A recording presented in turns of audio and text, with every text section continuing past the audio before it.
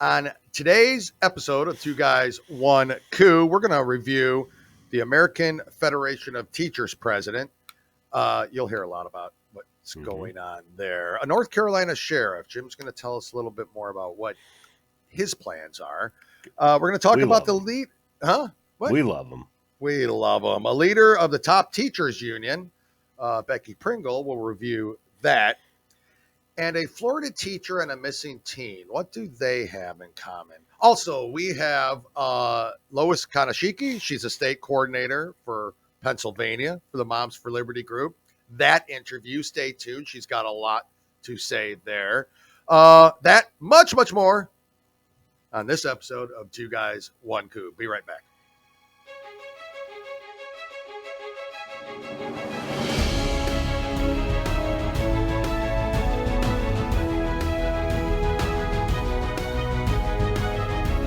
Welcome to the Two Guys, One Coup podcast with Dale and Jim, where the truth matters and progressives' feelings don't.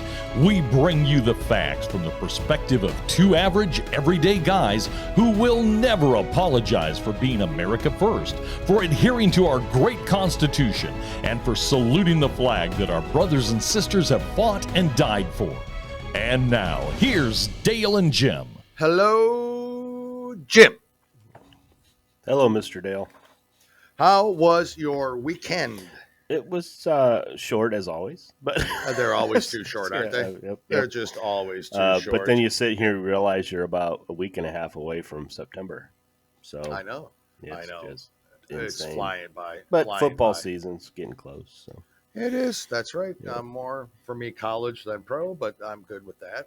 Yeah. So how was your birthday weekend with your daughter? If you could talk about it. It was phenomenal. Yeah, we went up to the North Georgia mountains, rented a cabin for 4 days, and kind of hung out there and did some sightseeing. Went to a couple waterfalls that were absolutely beautiful up there, ones we haven't seen. And we used to live near there, right? Mm-hmm. But it seems like everywhere you live, you never go visit. But it was great. Right. Yeah, it was fantastic.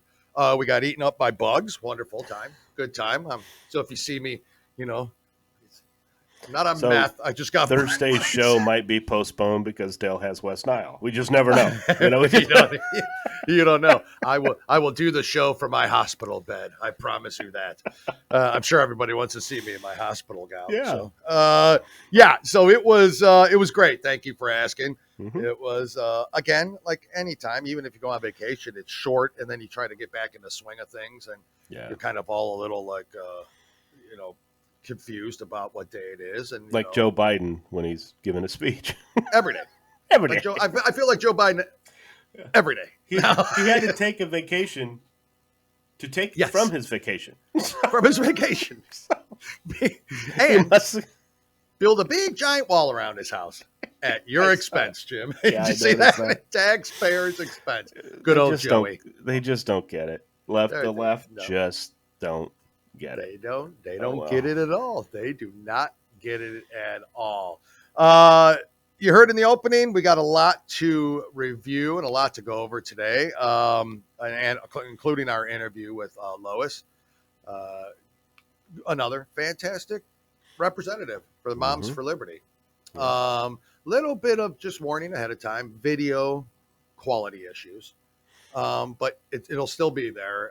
It's just sometimes the mouthing and the lineup of the words doesn't there, but it all flows and it all goes together, and you'll see it and you get to hear it. I want to first of all, Jim, thank the listeners for their continued support. Well over 1,000 downloads. Jim and I were talking ahead of time, and that's mainly all since April of this year. Mm-hmm. So in a few short months, we've really started to grow. And I specifically want to thank everyone for their support on the last episode, which I think was one of the most important episodes and interviews we did. Mm-hmm. And that's with January Littlejohn and her attorney, Bernadette Broyles, on the subject of Title IX. I think everybody heard that's just, there's a lot at stake with that. And so there's a way to stop it and way to go to it. Again, let me just, Jim, sorry, just real quick. I want to tell people childparentrights.org/Title Title IX. The nine's got to be the Roman numeral, so IX, Title IX / Yeah. So go there and tell the Biden administration how much you really hate the fact that, one, he's bypassing Congress, and two, that he's just a lunatic, and the stuff he wants to change is so detrimental to boys and girls. It's unbelievable. But go on, Jim. Yeah. No, I just wanted to say that it was really cool that after September unless they push it back later, but when this finally gets decided how it's going to happen, they all both agreed to come back on for a follow up, and hopefully it's to thank everybody for. I hope fighting. So. Hopefully, some victory. Unless half the population says stop, because we have too many people out there that honestly they just don't care, or they don't realize it's going on. Yeah, and that's what's the unfortunate thing about it, is because you just have people sitting there. And look, you and I, until we started doing, this podcast, how you and I paid a little bit more attention than most people to what's going on. But we're learning so much now that we're having to do this, and it's groups like Moms for Liberty and others that have helped us get to that point, because it's like it's opened our eyes to. Sure has. Everything woke now. It's not just with schools; it's what they're trying to do, and it's everything. So it's pretty cool. So yeah, it is pretty cool. And you're right. I mean, without that, talking to them last week, January and Bernadette. I mean, I learned more than even. You know what I'm saying? So it's like, you think I know everything that's going on with this Title IX, yet they told us so much more than I even realized. And that's and they also told us how we can at least attempt to try to stop this. And so it's going to take full effort. If you haven't heard the episode, folks, it's our last one, episode 54. Yeah. Please listen to it. Please share it and send it to everybody who has a child in school or a child in general. Yeah. Because it's frightening. So, but now there is the last numbers I heard. Now again, it could have changed since the last time I heard it, but it's like 2 million kids less in public school system around the country. Yeah, and that's a good start for sending a message. The only issue is the kids that are leaving the schools aren't the ones the left is going after. Yep. They it's realize the other 70 million children. They realize there's going to be plenty of kids in those schools left over to do what they got to do. And exactly. So we got to continue to fight. We got to continue to get it out there. Yeah, and no doubt, Moms for Liberty aren't going away. They're trying to get them to go away, but they're not going away. It's not even close to happening. And another thing too, I wanted to print it off real quick, but I thought about talking about it, but I didn't want to because I didn't know how, because I was going to post it on our webpage, our Facebook page. But are you familiar with the Art of War? The Art of War. The book, The Art of War. Yeah. Okay. Yeah. There was a little snippet in there. Now I've never read it. Okay, but the snippet said, he basically, Shin Chu, I think is who wrote it, laid out snippets of how you win a war. Okay, control the supply chains. Well, jeez. Hold back food source. Take control of the media. They just went through and listed all this. There's more, because I should have managed. Would have been great. That's to all talk right. About, but that's right. But do it's it on like, Thursdays. This is a war that is being declared by the left. Whether you guys think we're crazy or not, fine. That's right. You can think we're tinfoil type people. I don't care. But read those key things. I think there was like 8 or 10 of how to win a war, and it's what you do for a war. You obviously cut the supply chains. You cut the supply chains. You can't. Reload and everything. But you bring down the economy is another one. Yep. You bring down. So basically what I feel is the Democrats and the left are declaring war against the American people. They absolutely are. And unfortunately, we have too many people that don't know. Don't know. So that's right. That's right. And I saw another poll where the Democrats are still looking pretty good for the midterms, and I don't get it. They're holding, are they preparing for? Like we talked about. Okay, they're not paying attention. They see that the gas prices have come down. So, Jim, before we get into that, you're right. You're not wrong. You wanted to briefly talk about something before we actually get into our segment. That's why we're leading into that. Yeah. So, I'll tell you a little bit about gas prices in a minute, but you go ahead and start with like exactly what you want to kind of lead into here real quick. But it's funny. Okay. We're not going to do a pause, right? You just want me to go into this? No. Yeah. Right. Then we'll go into our segment. This is kind of opening crap. Jim, I never yell at you. So. Okay. So have we ever had as much fun with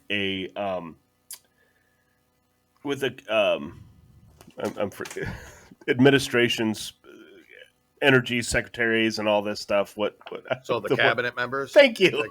You're I'm sorry, it slipped my mind. These are big. Have we ever had so much fun with cabinet members that we had with this group of cabinet members?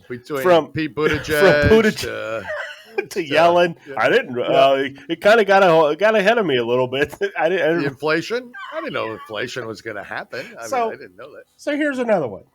Critics absolutely roasted Energy Secretary Jennifer Granholm after she suggested that lower to middle class Americans could fight the rising cost of living by investing thousands in solar panels and other green initiatives.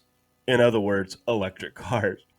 Okay. So everybody out there on a fixed income, where you're having troubles deciding if you can buy a used $5,000 car.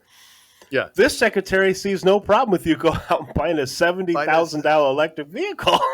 Yeah, it's just unbelievable. It's just such a push. It's all bullshit, But why would you want to? Go on, Jim. Go on. Well, no, I'll let you finish. They always talk about you're getting they're not being truthful when she came out and said that if you are real low income, you get it for free. No, you don't. You get tax breaks back, but you got to spend the money up front. So you got to have the money for free. But you can set it on payment plans. Oh, no. So added to your mortgage, you add the solar panel to it. Yep. And I want to read this because just one quick thing, if I can find it, and I apologize, I should have underlined it, but it says, an underrated aspect of the Biden administration unpopularity is just how terribly his cabinet has performed at messaging. Ben Domenech tweeted, Becerra, Mayorkas, Granholm, Buttigieg, Garland, Yellen, all drags. When your best performer is Tony Blinken, you have a problem. Oh, I know. So that's the truth.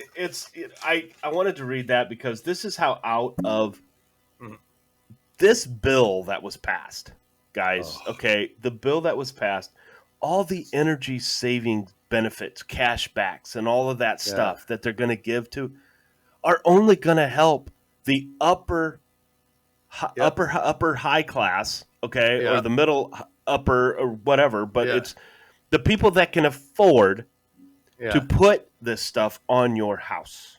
Exactly. It's not going to help us average Americans. I'm not going to go out and spend a $70,000 vehicle on an electric car. I can only drive 350 miles. Exactly. I'd rather get gas than stop and charge for 20. The problem is, Jim, I don't think you're going to have a choice soon. And by soon, I mean within the next decade. Yep. I don't think you're going to have a choice. I mean, take a look at Dodge. Dodge is the Charger and the Challenger. Yeah, that's it. Last year for V8s, man, it's all going electric. Yep. I'm like, what are you people doing? Like, this is they're really screwing over the unions American people with all this. Keep following them, unions. Yeah, keep supporting this stuff because I guarantee you, they don't need as many employees to make electric cars. You got that right. Jim, why would people need electric cars, kind of piggybacking onto the whole energy thing, when you just got a raise? Did you know that? No. Jim, you just got a raise along with every American who drives a vehicle, according to Chris Isidoro of CNN Business. Oh, the leader in business and truth.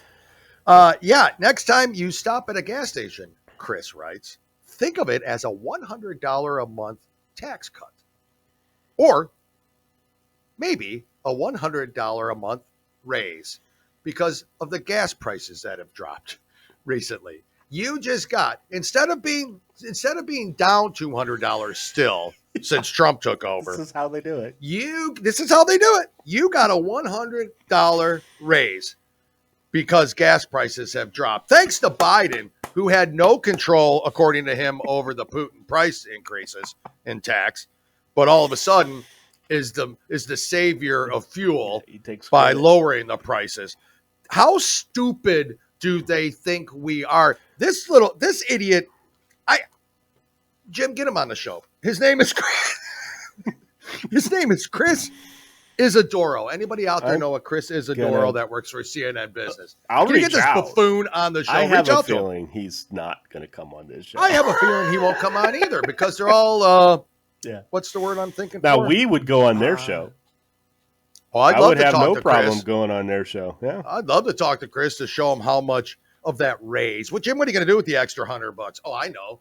I guess I'm just going to still be screwed out of $200. I was going to say, and pay for food still. Why do they always do this? Why do they always say, "Oh, look, since we've done what we did," and this is what I think is fooling ignorant American people because the Democrats are being, and we talked about this, folks. They we control said, the media. Wait until you see these little things that they're doing that are going to, look, it looks like what they're doing works. And then if they win back the House and the Senate, shit. Shit's going to hit the fan. Don't fall for it. We've been talking about this for months, that gas prices are going to come down near the end of summer, didn't we? They're going to come down because they have to. I mean, it doesn't take a genius. We're not, super smart, intelligent, economists. That's the plan. That's their motive. That's what they're going to do. They're going to lower gas prices. All of a sudden, they're going to pay off your student debt. Look how happy everything is. Everything's just going up. Because the student debt's going to happen between September and October. Exactly. More jobs were created last month. How'd that happen? The IRS. They 87,000 of them. That's right. What are those bastards going to do? I just kind of wanted to go into that. No, that's fine, but I'm starting to have a really bad feeling about midterms, man. I was so confident leading into this stuff, and it's only because we have stupid people out there. I'm sorry. We have stupid people. I want to say ignorant, but it's almost to the point where it's, if you're still following this bullshit that is being discussed, but you feel better because your feelings aren't as hurt. That's right. Because the man before was, God, he was just so mean on his tweets. Just a mean tweeter. That mean tweeter. So, that orange man, bad. Yeah. So, I mean, thank God that he's no longer in office, so we can endure some of this. And I don't even blame most of the American people. I mean, they are stupid. They can do some research, unfortunately. But, where are they going? They're going to be like, well, Fox is, I've been told my whole life, Fox is right-wing propaganda. I can't go to Newsmax. I can't go to OAN. I can't watch Daily Wire. I can't do any of that stuff. I can't listen to Glenn Beck. I can't do any of it because they're all right-wing wacko conspiracy theorists. Yep. Ben Shapiro, what the hell does he know, right? So they're going to go out to their normal sources and they're going to see they just got a freaking raise because Biden lowered gas prices. Yeah, Jim, my man. It's ridiculous. You think after a nice, relaxing weekend up in the woods, chilling by fires. I shouldn't have brought this up. Jim, damn it. Once again. Damn you, Jim. All right. We're going to get into our actual first segment of the day. And I'm so mad, I'm going to let Jim go first. So you're up, brother. Okay, I got a couple quick stories here, and I'll be brief. American Federation of Teachers President Randy Weingarten, that we have talked about. Oh, we love her. One of our admitted favorites. to sharing a false tweet claiming that certain books were banned in Florida on Sunday. Come on, man. No way. Yeah. If we go back to our previous show where we did after we got back from Florida for the Moms for Liberty thing, we had this wonderful teacher. This probably going to get Teacher of the Year in Florida. Most likely. So he he was the come on man. So whenever you hear us say, "Oh, come on, man," that's what we're talking about. That's him. him. He brought up books that were being banned, and books that were being while banned we were talking to him were Of Mice and Men, To Kill a Mockingbird, correct, and books like that. And I'm looking, I'm like, that's like not what they're doing. ban. They don't want to ban those books. And if they are, it's not our side banning, but it's people like this, Randy Weingarten, that caused the problems. Sure is. I should have double checked before I retweeted this list. I can't. I got to stop it. I should have double checked. You think? I mean, I love them. They just run with whatever their first ignorant thought comes into their mind, and they don't even verify it. Go on, Jim. What was really cool, this was a quote. Mm-hmm. So they talk about, I should have double cheated before I retweeted this. My bad. Kid you not. My bad. That's what Randy Weingarten, my bad. Looks like some of the books weren't banned. Book bans are very real and dangerous. She said on Sunday, Weingarten included a screenshot of her original tweet, which said, "Books we have taught for generations." The list, posted by an account called Freesis Patriot, claimed that Florida had banned books like To Kill a Mockingbird and A Wrinkle in Time. The account also tweeted that they could not reveal the source of this list. Couldn't reveal the source. So I'm going to say where this list came from was due to protecting sources, but if this list is wrong, then I invite Ron DeSantis to publicly state the books on the list. Okay, folks, I'm going to save him some time. The books on the list that are being banned are the books that are being shown to third, fourth graders, where there is descriptive sexual acts going on by people on other people, okay? Or 12 to 18-year-olds that have to read about a young man's experience in a dorm with another man, as descriptive as you can possibly get, and hopefully one of the next guests we have on is going to discuss that book. Correct. Those are the books we're trying to ban. Not Of Mice and Men. And that's not banning them from the world to see. That's just removing them from the school. You want to go to Barnes & Noble and you want to buy your 12-year-old a book on how to have anal sex properly. Well, you're allowed to do that. You can go. I still don't think there's no way that should be allowed. But those books are there, right, for them to. It's out of schools. These people are idiots. This Randy Weingarten is such a bitch. She didn't even verify the sources. No, and it's unbelievable to me. No, it's not. It's not unbelievable, Jim. Oh, why am I such a bad mood today, Jim?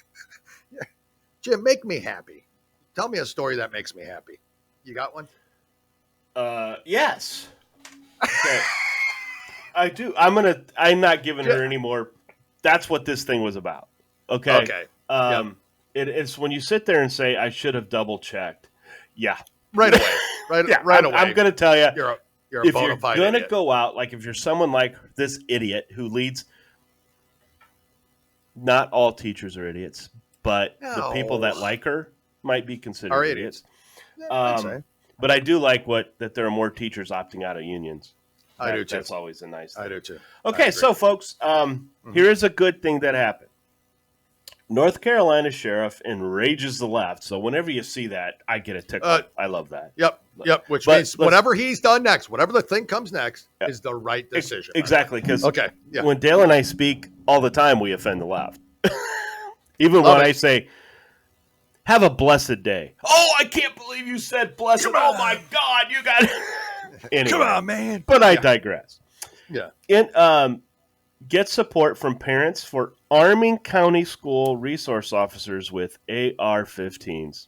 Yay! God bless this man. God bless him. Now, what's his name? This is North Carolina. In response to school shooting and poor response from local law enforcement, a North Carolina sheriff is rolling out enhanced security measures in public schools in his county. Nice. Which include arming school resource officers with AR-15s. In response to the Texas school shooting that left 19 children dead, the local school system and sheriff's offices are rolling out some beefed up security measures, which unfortunately stuff like this has to happen because of a situation like Uvalde. Yep. Madison County Schools and Madison County Sheriff's Office are collaborating to enhance security in the schools for the upcoming school year after Uvalde, Texas tragedy reveals systemic failures and poor decision-making with responsible police disregard. Okay, now, real quick. There's a little difference between the two because if you all remember Uvalde, it was just a bad look for the police. All right, they were told to stand down, and they did, and they were standing in there, and it was anyway. They had the weapons. It was bad. Yeah. So as you might expect, though, there was some negative.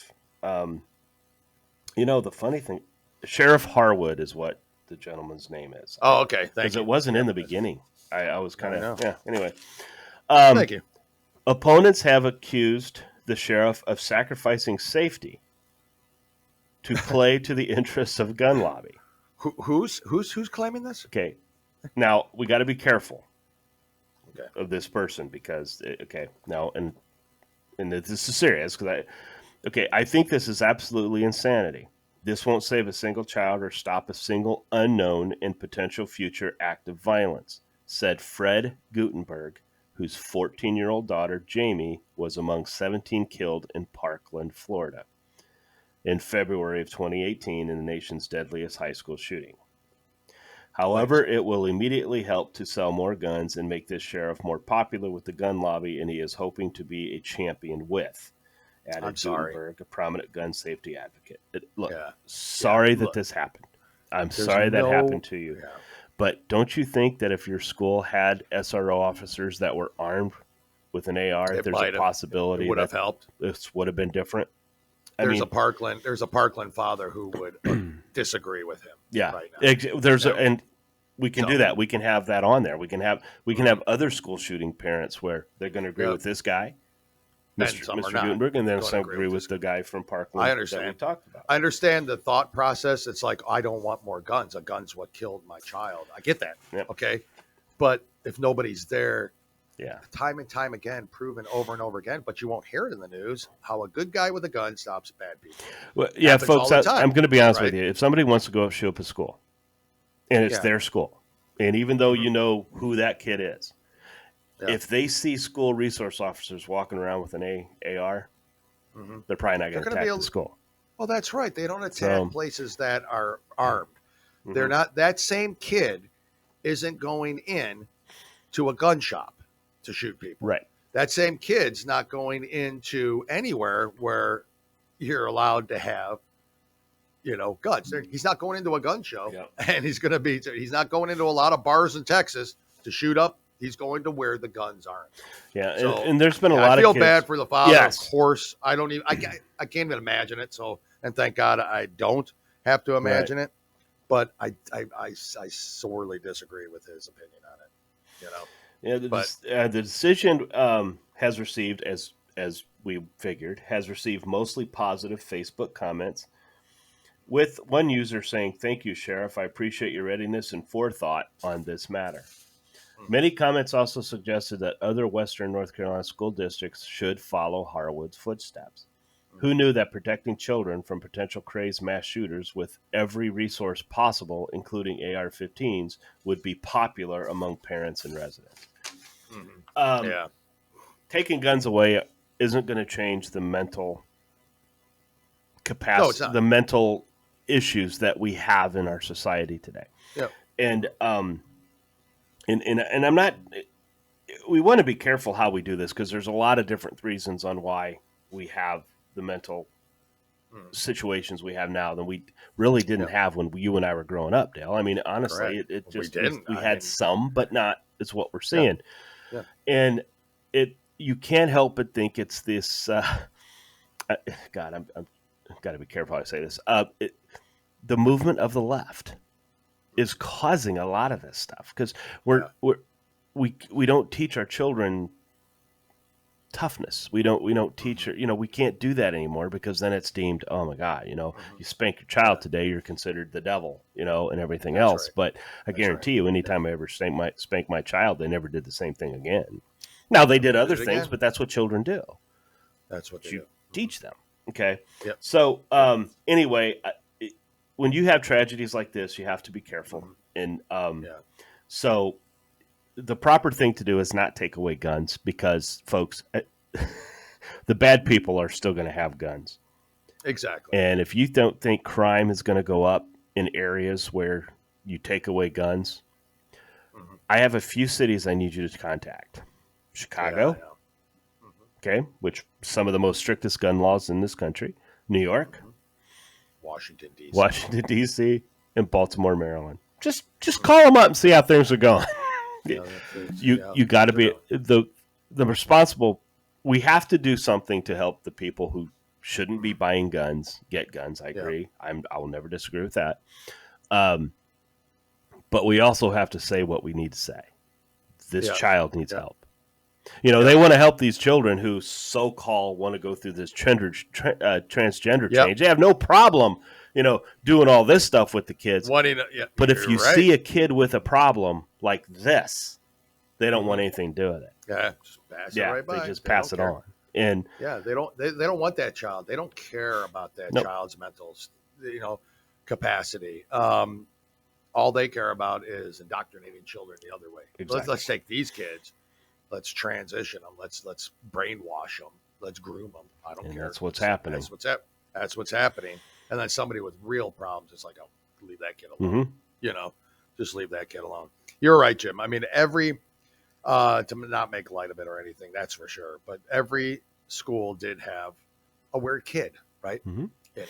I mean, every school had that kid back then. It wasn't to the mental issues that we are seeing today, obviously. And I think a lot of that has to do with social media in general. We didn't have social media back then, thank God. And I think a lot of it does have to do with the social media. But every school had them. Every school had a weird kid. And if your school didn't, then you're probably the weird kid. Well, look, but go on. I went through a phase. I went through a phase where I had acne. A lot of acne. I did. I had and look, there were some not nice things said from people. Sure. A lot of times it's friends teasing you and stuff like that and everything else. But we were taught to just get tough. Who cares? Who cares? And that's what we would go home to our parents. And here's another problem. We don't have that that family dynamic now. It's less relevant now because we don't need family now, right? You don't need that. Parents what do they say? What do they know? Your parents are wrong. And that's all. Your parents are always wrong. But our parents would talk to us. We'd go home and talk to our parents about it and say, this is happening. And then we do whatever we have to do. But, I started shaving in 6th grade. Yeah. You did? That's where it came. There's the pimples, and I hated it. Shaving in 6th grade? Yeah, I had a Neanderthal or something. I don't know, but I was always looked older than what I was. So yeah. Wow. Yeah. So as soon as I started shaving, that's where the pimples came out. I mean, it just happened. It just came out, and it's all kids go through it. Why'd you shave? Because I couldn't play basketball. With a beard in 6th grade? I didn't have a beard. I had a mustache. But I'm telling you, since 7th grade, there's only a couple times I haven't had a mustache. You sure it wasn't like just long? You sure it just wasn't like long nose hair? No, I'm positive. You thought it was a mustache? Couldn't play basketball in 6th grade for my middle school if I had to shave. Facial hair? Yeah. Yep. Dear Jesus. Wow, Jim. Good for you. You're quite the man. You're a manly man. Yeah, see, I became a man. I became a man a long time. There was no question about me not transgendering. I would have had to do a lot of surgery to get this stuff from It would have been terrible. There was never going to be a transition coming from you. That's for sure. Wow. Well, I'm impressed, Jim, not only with your story, and thank you for bringing that, but your manhood. But that's what that's what you got to do. You got to. Look, kids are mean. Hey, remember sticks and stones, right? What age? Now, granted, we didn't have. See, here's what we didn't have. Okay, we didn't have Facebook. We didn't have social media. We didn't have all this stuff that we could do these mean things to other kids and say things about these other kids. We didn't have that. It was pretty much face to face, and if you got punched, you got punched. Okay, it happened. That's what it was. And I know, okay, my God, now they're saying kids should punch. And I'm like, but those bullies stop bullying once they get punched back. They do. Now, You just hit 'em I'm hard. not saying Don't hit them. That's not what I'm saying, unless I am. unless you really need to. But You got to fight back. yeah, You got to fight back. So, but that's the problem. We have Yeah. kids that are they just aren't being taught to get thick skin. Now, They we do need to stop bullying. It is a problem. I get it. I completely understand. But bullying of all. But that's how we stop the bully. A kid would bully somebody, and either a group of kids would be like, hey, man, it's not cool, and they'd beat the hell out of the bully, or the kid himself would finally just say, I've had enough, and whack. Next When thing you know, we were in school, who were the bullies, bullying's Dale? over. I mean, usually the biggest or oldest kids and that maybe didn't have the something. best family, right? That Maybe didn't not. have, There's right? something going on with them. Who are the bullies now? Oh God, the popular kids. The popular kids, and you're right. You're right. It's completely different. And your school administrators. I mean, it's adults that are bullying. Again, that's the new way of bullying. That's the new way. That's the new way. But but now it's the popular kids. Because because I've seen it. Mm-hmm. I mean, I've seen. We were very active in our children's high school, and there was a couple times I had to say things to some children, and got some backlash that you shouldn't be talking to children that way. And I said, well, they shouldn't be talking to adults or other children that way. So that's right. So case closed. Anyway, case closed. So. All right, Jim. Well, let's. We're moving on. You ready? Yep.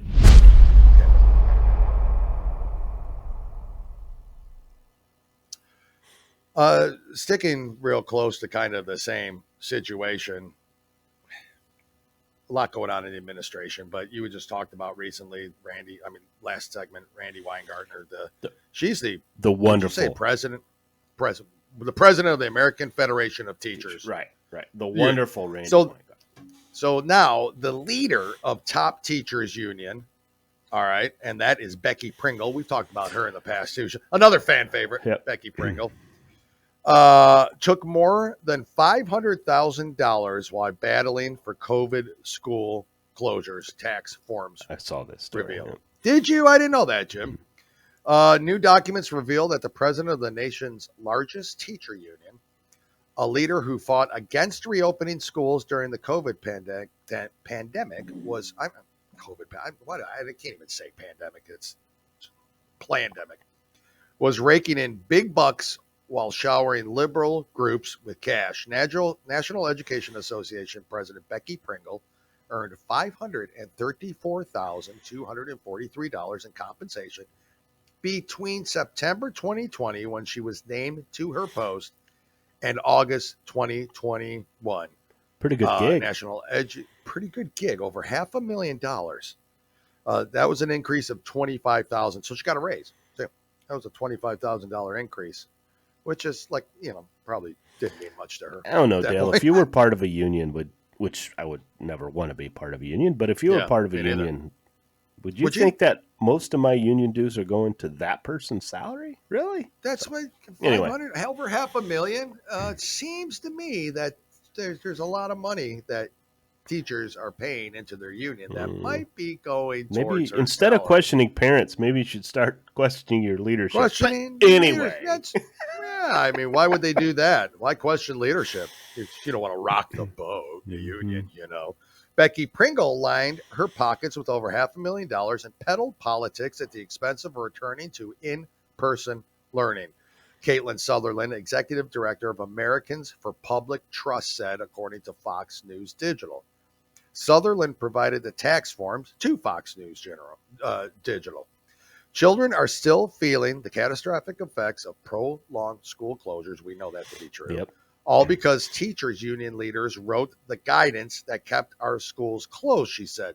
This is politics at its worst. Did this not surprise you when you read that? That they had as much a say in this thing as politicians. That's what I'm saying. And more so than even parents. And it's my God. Largest union in the nation. Yeah. So of course they had a lot to say. Crazy. And they are highly supported by liberals. Mm-hmm. That's all I'm saying. So, well, we know how the whole Department of Education was created to begin with, and of course what happened from the unions there, which I don't think we still reviewed in general. But anyways, Jimmy Carter did it back in 79.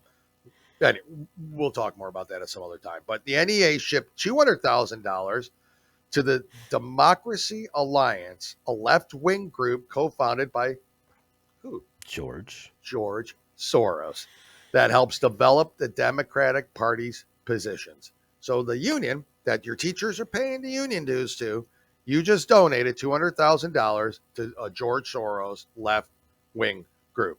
Probably doesn't bother them. If they're probably like, we're happy to do it. The NEA sent $100,000 to the Strategic Victory Fund, which helped progressive campaigns, and $1.2 million into the State Engagement Fund, which sends cash to progressive nonprofits. I love cash transactions. Me too. Cash to nonprofits. Oh, interesting.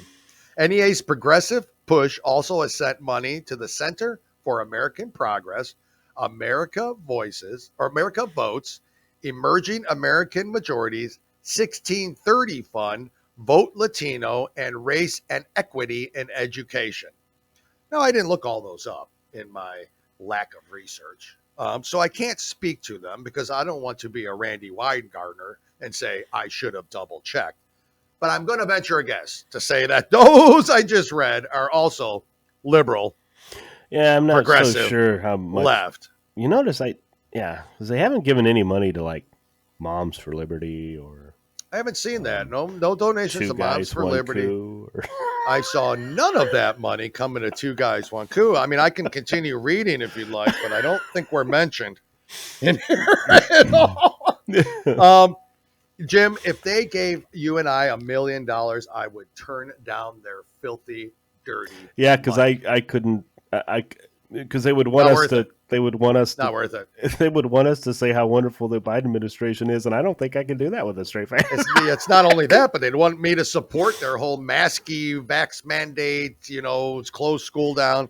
It's not worth it. We'd be like Jean Pierre when she gets asked by Ducey. Yeah, exactly. What? I don't know. They see the hamster spinning on the wheel up in the brain. I'm going to get through this real quick. The New Jersey Education Association also received $6.1 million. That's what really threw me. Yeah. The New Jersey Education Association. Why? I have to research them a little bit more. See why they needed $6.1 million. New Jersey, of all places. Colorado couldn't use it? Yeah. I mean, anybody out there? Anyway. Pennsylvania, Ohio, Indiana, Florida doesn't need it because we have a governor that, takes care of it. Or, a state that borders New Jersey, like Ohio. Texas? Before anybody starts talking, I understand Ohio does not border New Jersey. Go back and listen to a few podcasts ago. Well, I'll go on that one. That's an oldie but a goodie. So anyways, just so you know that is happening from the largest union in the nation. And so all you teachers that just love it, can't wait to join the union, that is where your funds are going. Real quick, Jim, this is real quick because I have to follow up on this, but I actually received this story from my brother-in-law, Billy. So I thank him for sending this. A good source of information too. A good source of information. That's right. And he makes a damn good chili. I didn't say that to be funny. You're laughing. I don't know. I know him. I mean, I don't know how good of a source is, but this story actually comes from the some news channel in Orlando. I'll get to it. But anyways, now that doesn't mean it's true either, but it's just interesting. A Port Charlotte teacher has been arrested after a missing teen was located at her residence. The Charlotte County Sheriff's Office said the teen boy was reported missing by his parents on August 12th. Investigators said they learned the boy may be at the home of a 31-year-old teacher, Kelly Simpson. Simpson allegedly knew the teen boy had been reported missing when she picked him up from an unknown location and concealed him. The sheriff's office said Simpson is a teacher with Charlotte County Public Schools. She faces a charge of interfering with the custody of a minor. Charlotte County, that's in Florida. So Port Charlotte, Florida. There's going to be more on this, but I thought that was quite interesting. A 31-year-old female teacher. And this kid wasn't harmed, right?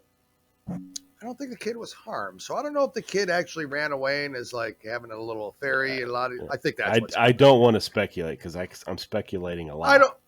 I know I am too. I'm speculating a lot of what's going on there, but the kid I'm going was found to. She with has a big old been smile on his face, something. She has been arrested.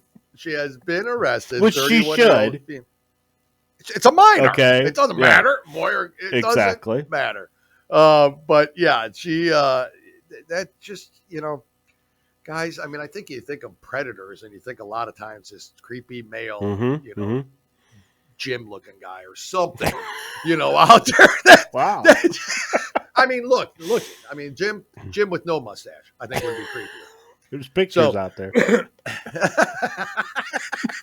I think you think of somebody like that, but instead, it's happening to a lot of like female teachers with male underage students, which a lot of times probably don't get reported. Which a lot of times probably don't.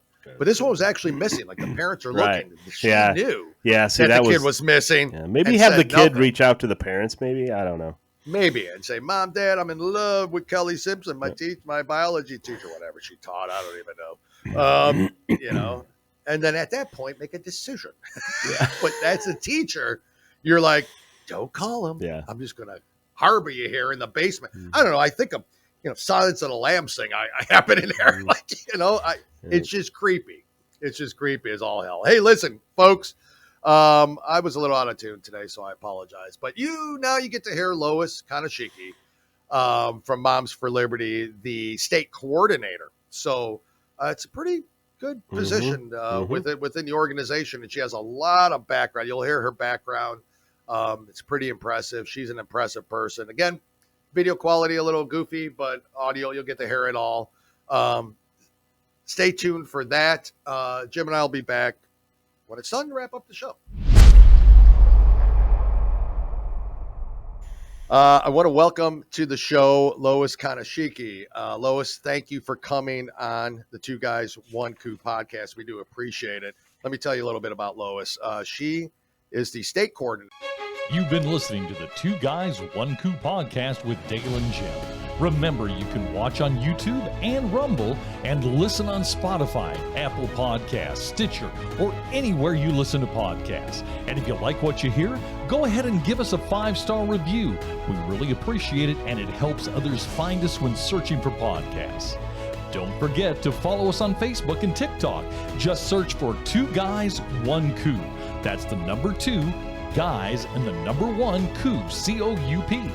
Thanks again for listening to the Two Guys, One Coup podcast, and God bless the United States of America.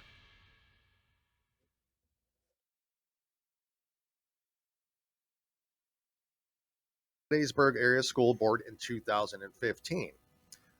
She kind of made front page news for some coverage on her principled stands on the school board, including refusing to vote to adopt textbooks with anti-American bias and environmental propaganda.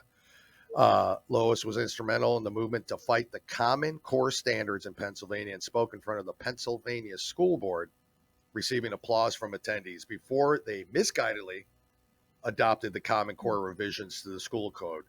She has also been instrumental in fighting legislation pushing counterproductive mental health policies in the schools.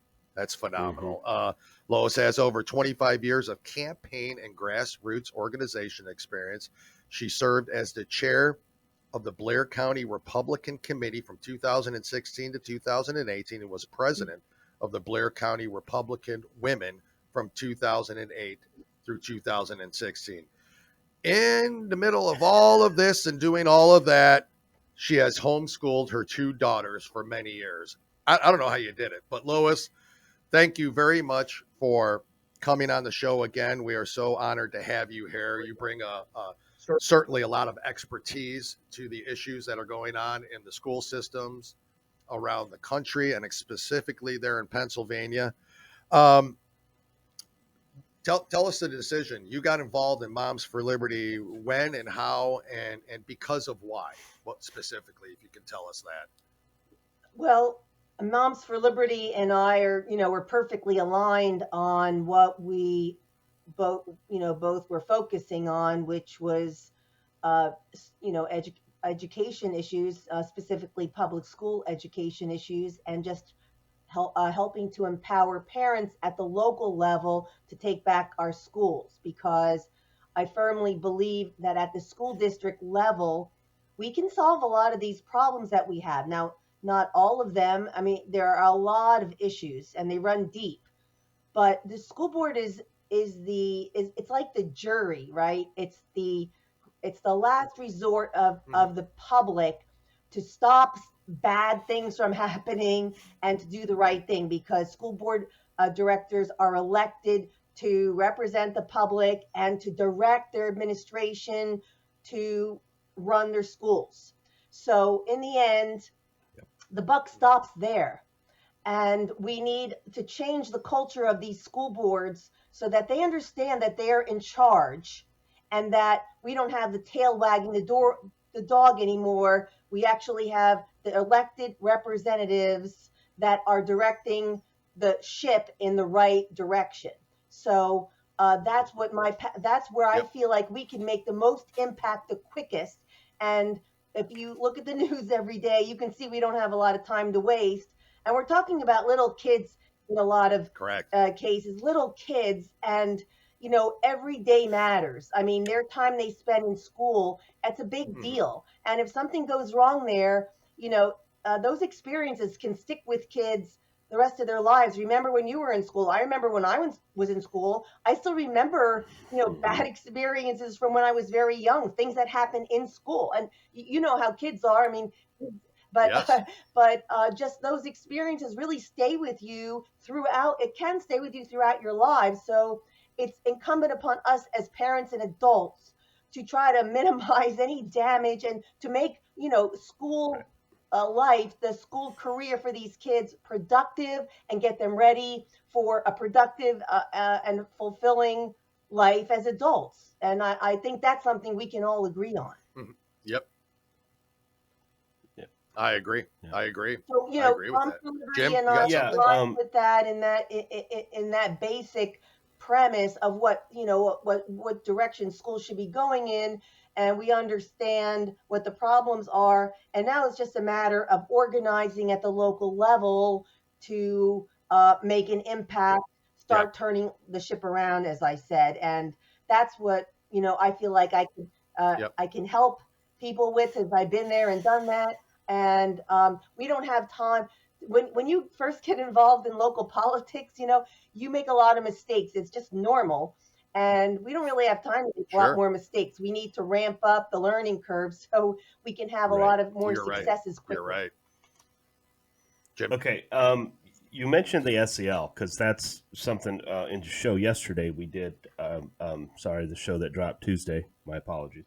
No, dropped today, right? Yeah, we did today, it. We talked about this last night when we were recording.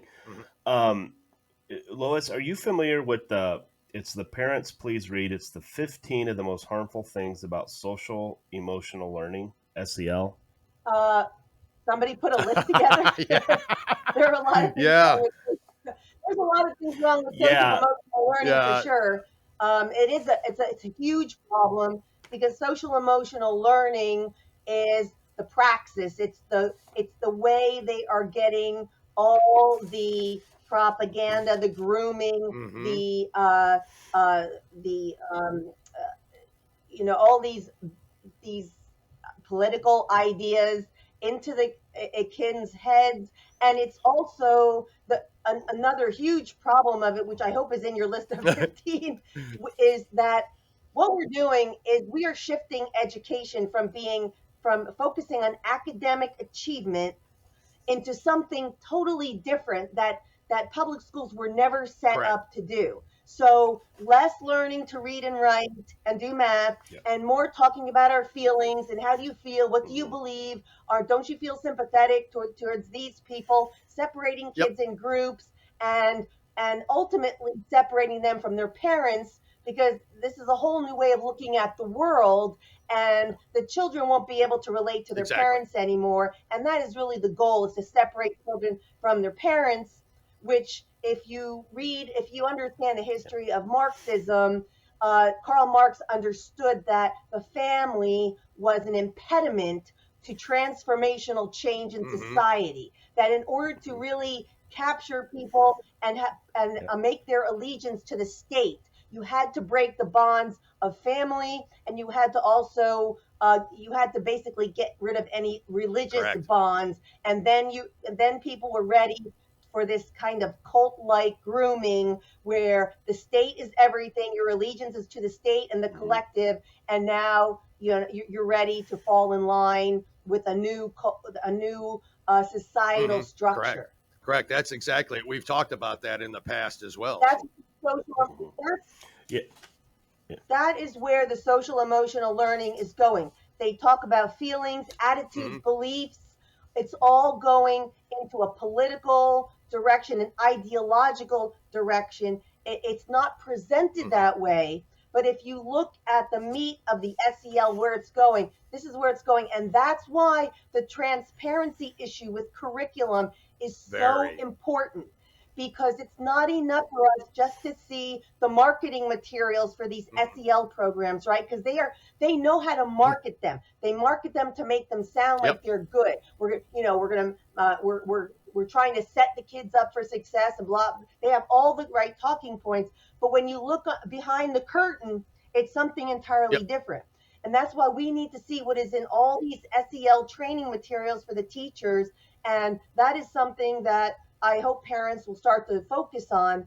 And there was a lawsuit in Tredyffrin, which is in Chester County, and I have a right to know request right now in my school district for these same materials, an appeal to the rights to know, because I was also declined. Wow. But they won a lawsuit because we had been declined all these materials because we were told, oh, we can't share them. They're proprietary. They don't fall under the right to know open records laws.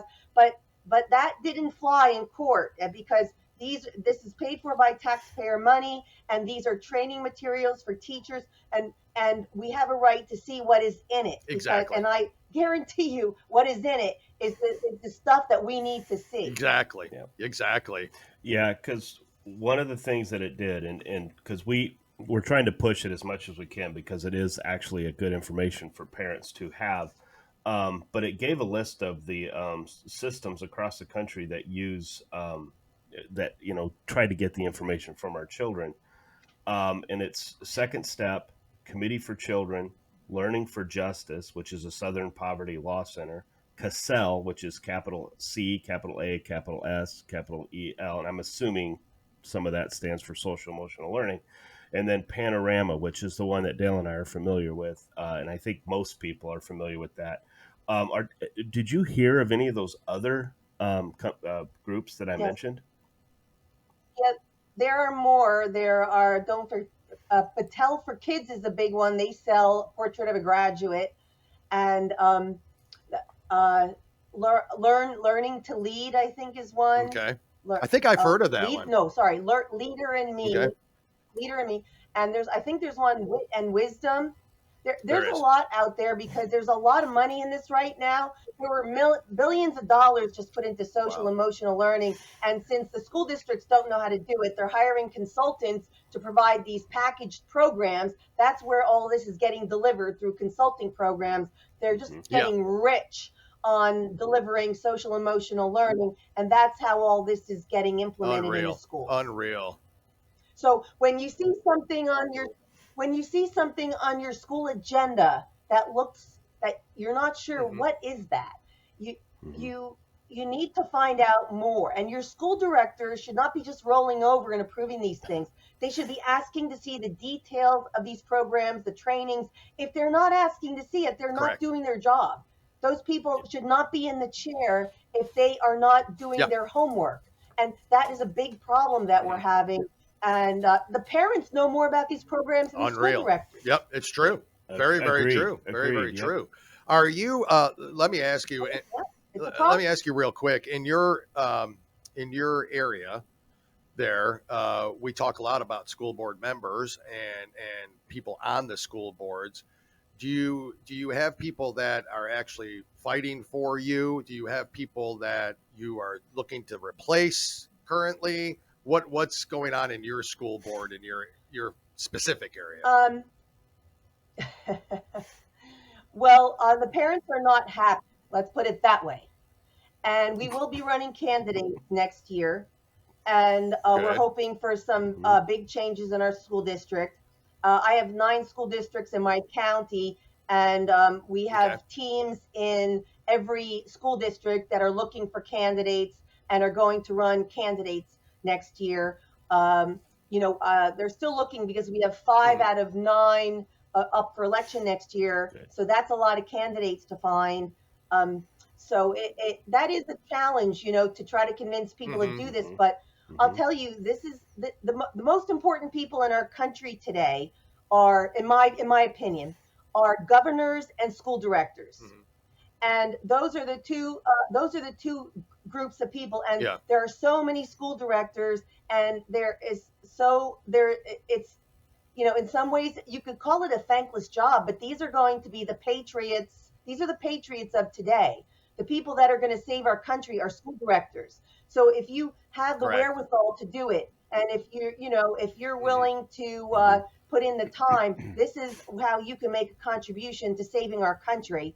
Because and even if you're not in the majority, because I can't guarantee you're going to be in the majority if you get elected, but even if you're not in the majority, from the inside, you can get a lot more information. You can expose a lot more, and then it will help you recruit people for 2 years from now to help you out, because there's a lot from the outside we just don't see. So having people on the inside is extremely helpful, and you can have an impact even as a minority director, because when I was on the school board, I did get some changes in being a minority. Not as much, obviously, as I wanted, but it was very useful, and it was helpful for me understanding more really how bad everything was. Sure. I knew it was bad, but I didn't know how bad. Correct. Quite the eye opener. To understand how things work. Yeah. Right. The processes of how things work in your school district. It's very important. You can't change things if you don't understand how they're currently working. Correct. So you got to kind of understand, break it all down, and because you're not just going to wave a magic wand and change everything overnight. That's right. So there is a learning process, and when you learn how the processes work, you can either change the processes, you can change the people, but you can figure it out. But you've got to learn that first. Correct. Correct. You're right. Jim? We've found now that the joking in a way, but serious in another way, we found out that the federal government decided we need 87,000 new people at the IRS. And we still have schools that don't have the money to fund security in their schools. So in Pennsylvania, do you believe that your state has done enough to help the schools from security standpoints, or is it each municipality has their own how they set up their own securities? Because like some places use, like where I'm from, they use the local or the city police department. They come in, they do this. So are you seeing things like that at all? That's a really great question. And when I was on the board, I started talking about doing active shooter training before anybody was talking about it. And they all looked at me like I was from another country. But eventually they started doing it. And we had a safety committee that was put together early on. And I thought that our safety committee was very well done. We had people from all over our county involved. We had the sheriff involved. We had local police. We had anyone, emergency management people. Because your I think this is countrywide, but I know in Pennsylvania, you should have an emergency management of department of some kind, or a commission or a plan of some kind in your county. And these people are a resource for you. They should understand all the possible emergency things that could go wrong at any given time. They should be part of your team. Your school district should have a team put together to work on a plan of how you're going to keep your schools safe. And then if you need more resources, that's something you should have a budget for that. Every school district should have their own plan. We spend an awful lot of money in Pennsylvania on education. So, as a school director, I always felt that my first priority was keeping the kids safe. Correct. So, and as a school director, I think that should be your first priority, whatever it takes. Yep. It's not as much money as you think. It's really it's processes. I mean, if you look at the whole story about a Parkland, right? It wasn't about money. It was about the fact that nobody did anything about this kid who was a problem for a very long time. Exactly. It was restorative justice that was causing the problem. It wasn't money. Sure. So find out what the problem is. If it's restorative justice, then change it. Don't do restorative justice. Change the processes in your school. As a school district, you can do these things. And if you think if they tell you you have mandates, I would say I could give a darn about mandates if it's affecting the safety and security of my kids. So I would say, well, let them sue me. I dare them to sue me if I'm Over changing that. processes to protect my kids. Exactly. Yep. Exactly. Exactly. I agree with that. It's not about the money. It really isn't about the money. Correct. You're right about that. The money's there. The problem is that a lot of times the money gets wasted and not spent properly on the issues that needs to be spent on. Lois, we talked a lot about the gender identity, gender dysphoria, you name it. But the whole pronoun thing, what's happening with children in schools and them indoctrinating this part of their whole grooming program. It seems to me, and from talking to other Moms for Liberty members, I think Jim would agree that's really a push this year. They are pushing this heavy as another way to separate children from their parents, from you name it. Are you seeing that throughout Pennsylvania? And is there anything that you can do, or is there anything that's being done to try to stop this immediately, in at least in the state or in your county? Well, we have a Democratic governor who won't do anything to support our parents, but we have legislators that are trying to stand up, but nothing is going to happen with this governor that we currently have. But yes, our Department of Education just came out with guidelines on what supposedly the districts have to do with pronouns and all this gender confusion issue. And again, this goes back to school districts. They don't have to abide by these. These are guidelines. They're not really mandates. And you have to understand the difference. Just because it appears on your Department of Education website doesn't mean you have to do it. And again, it goes back to doing the right thing. If there's child abuse going on in your school, you need to stop it. I don't care who's telling you you have to do something. And if you think that the parents are going to back you up when they know what you're doing. And so, again, this just goes back to doing the right thing. Do not enforce any policies or things coming down from the state that look like child abuse. I mean, that sounds pretty obvious to me. It does, but it's not to a lot of people. It's not, because they see it as a directive from their schools, and then they think, as a guideline. But you're right. They look at it as a mandate, and they look at it as the law, and they must do this, and that's a way for them to be inclusive, but they're not. They're being exclusive to those who disagree with it. It's a farce, And this is why it's important for parents to get involved, because sometimes school directors are sitting in that chair, right? And they have pressure from their administration and everybody else to do something. If parents don't come out and speak, if they don't communicate with their school directors, put a little heat on them, they don't have cover. Correct. When you're in that chair, you like to be able to say, well, I understand. You'd like to be able to say to your superintendent, I see what you're saying, but parents are telling me they do not want this, and I represent the parents, so I say no.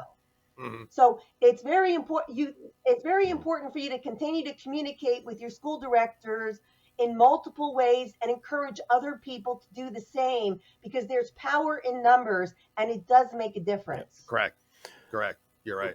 One of the things that we've tagged a new line or a new term, Dale and I have, and it's called the new bullying system.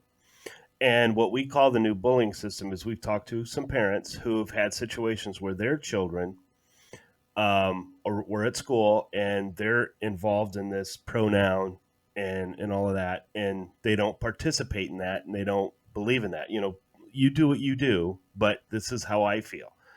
And a teacher came back after this child, and the teacher more or less joined in the bullying of this child, and nothing happens to that. It's almost like it's an acceptable way of bullying.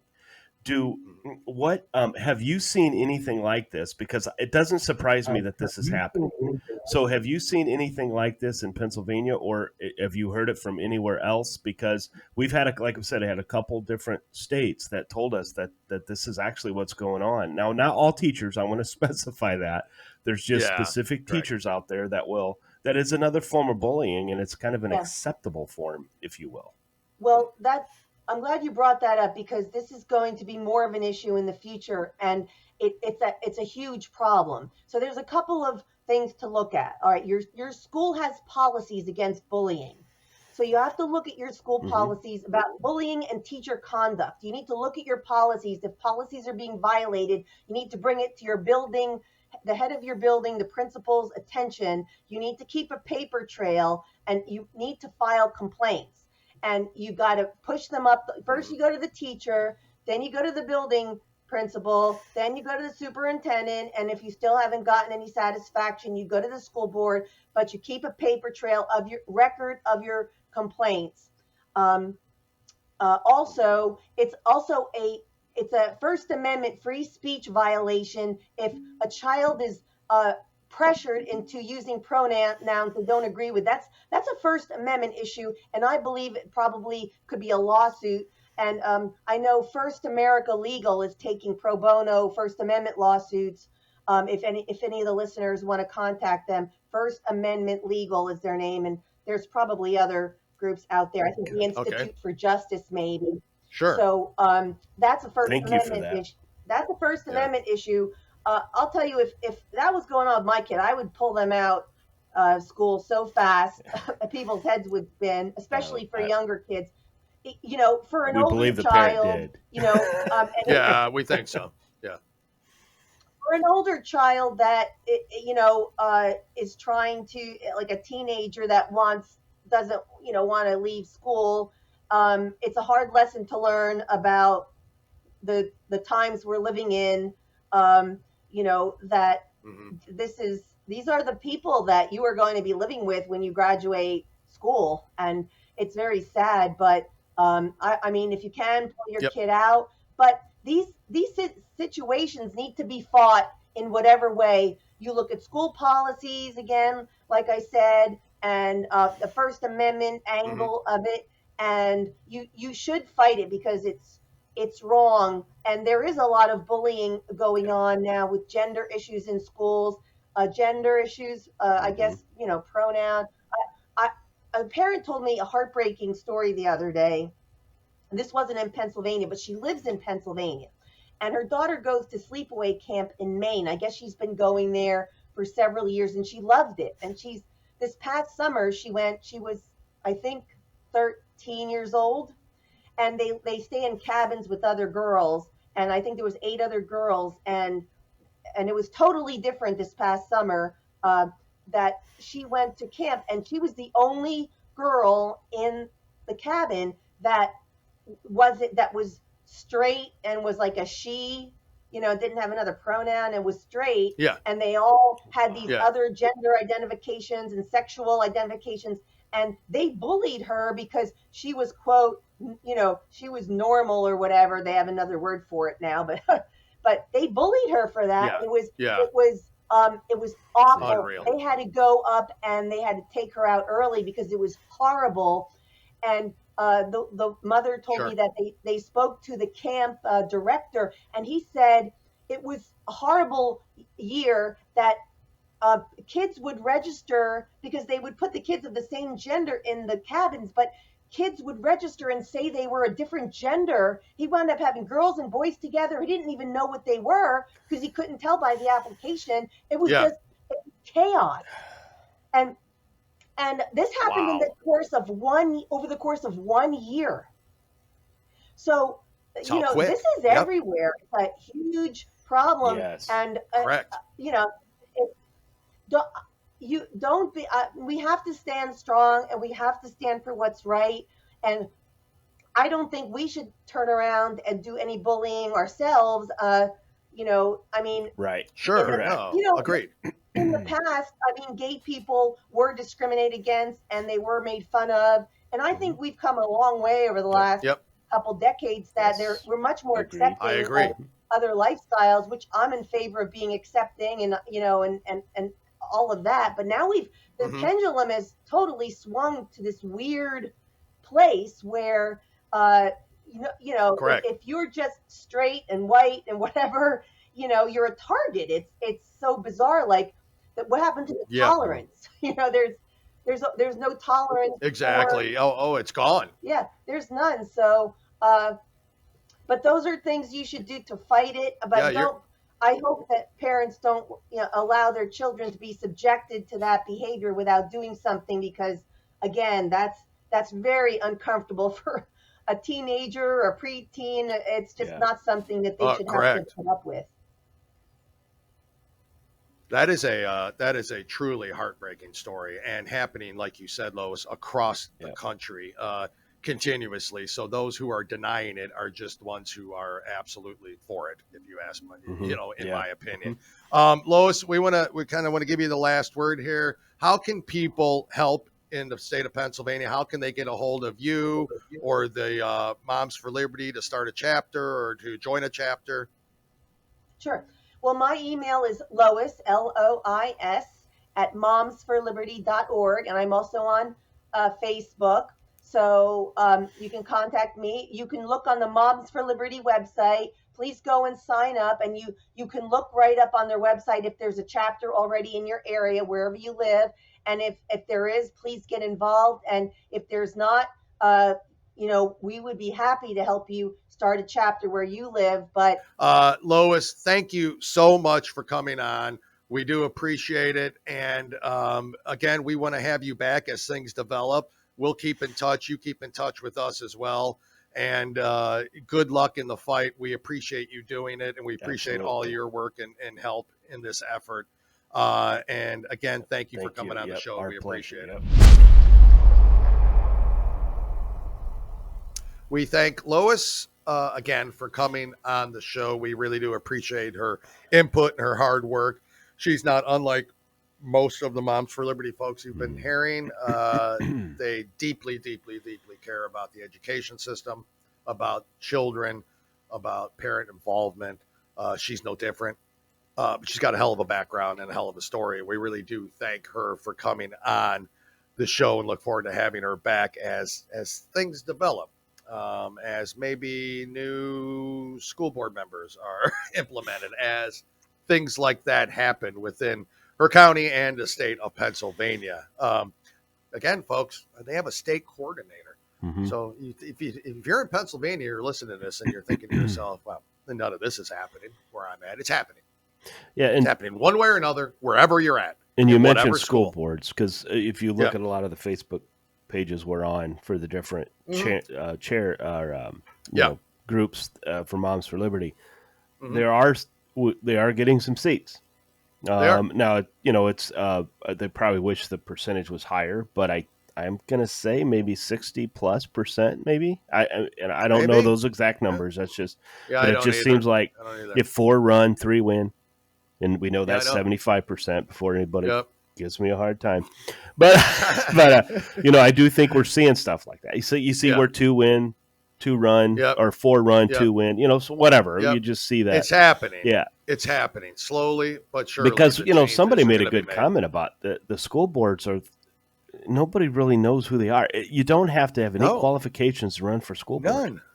None. And these people do budgets, guys. They do budgets. They do budgets, and more than that. So financially, it could be anybody, and that's doing that budget. But they have control over your school and your children with no quality, nothing. There's nothing there, And I'm not saying you need to be a politician. No, to run not at at all. all. I Not think at all. I think that's even far worse.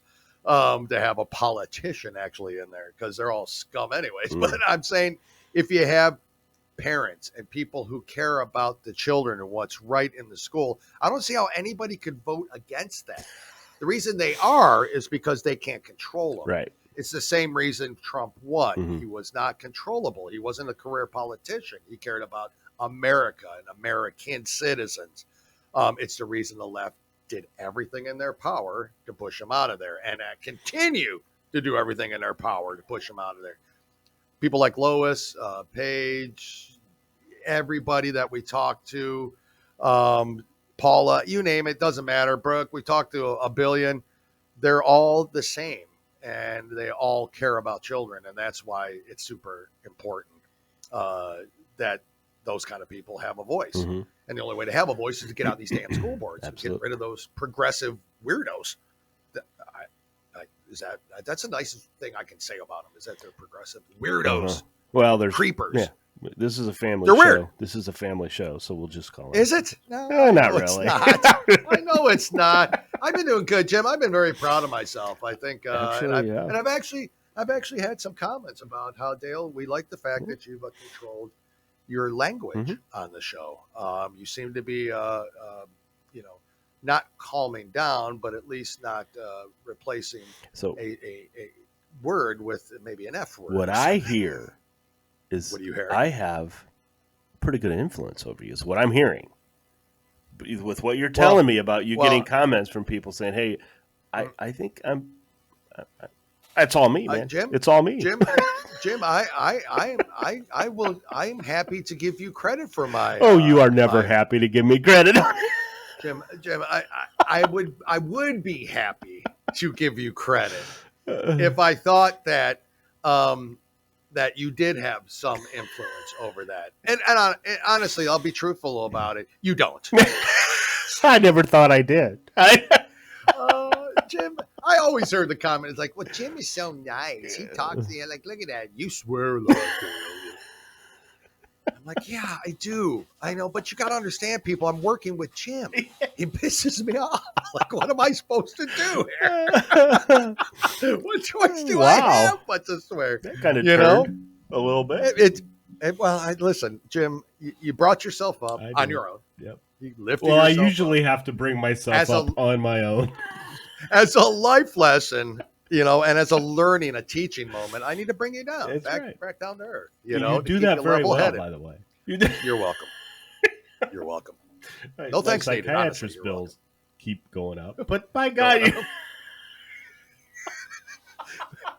I don't even know why you're wasting money with that buffoon, that quack. When you got me, you don't need it. You are my sunshine. Yeah. You're only sunshine. You're my mental health. Yes, fixer upper. It's true. Twice a week. I'm the twice a week. Yeah, you get two sessions with me. That's right. You know that? Yeah. I mean, that's pretty good, Jim. I know. I mean, for a therapist, quality mental health care like that. Hard to come by. It is. Hard to come by these days. You're welcome. Jim, wonderful show. Again, I apologize to everyone out there if I was a little like Biden-like today, I guess. So. But we do appreciate the support. Again, I got to go over the whole Title IX thing again because I just can't get this damn thing off my mind. Mm-hmm. That go to childparentrights.org/Title IX, Roman numeral, so IX, Title IX, /. And that is where you can get assistance with the help to let the Biden administration know that you're a bunch of scumbags and you're groomers and you're, the worst human beings on earth, and this needs to be stopped. And you heard why last episode. So again, thank you everybody who shared that. Don't stop. Don't. Keep Right. sharing it. Just send it to anybody and everybody who has a child. Just tell them, listen to, they don't got to listen to us. Just listen to that interview and tell me there's not a lot at stake here. So thank you again for that. Lois, thank you for coming on again. Thank you, Lois. That was great. From her. Yep. Yeah, as well. But we just want to keep pushing that Title IX because September 12th is the deadline. So it's coming up really, really close. And we'll be very interested to find out what happens on that date, Jim. Like you said, I don't know if they're going to push it back, if they're going to, just go right ahead and pass it. I mean, you heard that they're just bypassing Congress. I mean, it's just they're literally I wouldn't be surprised if it's pushed legislation. You don't think until And after the midterms? Either after the midterms. Well, yeah, because it would be after the midterms around maybe a holiday where not as many people are paying attention to things. Yeah, or it happens on a Sunday or Friday night. Right. When the news is for the weekend's a little slow and nobody watches it or pays as much attention. Yeah, it's all in their plan. Especially during it's all in football their plan. season when most people are concentrating on watching football on the weekends and stuff. Yeah, so Yeah, or that's something I like do that. think it might be pushed back to that. I do. We'll but see. We'll see. We'll see. To me, it's like they're bold enough to just keep it going. Oh, right nothing. on that day. Nothing's Doesn't going to matter. stop these guys. They don't give a crap. Nothing. They don't care. They don't care. I mean, but we can stop them. Yeah. Nothing's going to stop them, but it can be at least stopped or postponed, and then until maybe some new legislation. Fingers crossed. Comes in. If you send your congressman, who whether they're Democrat or Republican, that we're thinking of this bill's okay, that's their job. So That's their job. Yeah. Yep. So we'll see. And then before I go, really, I want to I have to give my condolences to Brian Stelter at CNN. Mr. Potato Head's last show, Reliable Sources, was last night. He ended it this way. Did you see that? What he said? His already ended. In final remarks on CNN, Brian Stelter tells viewers, in quote, "Don't give platforms to those lying to our faces," end quote. Really? From Brian Stelter. So he's lying telling to your face. He's telling people for out there, multiple don't hire me. years. That's what he's saying.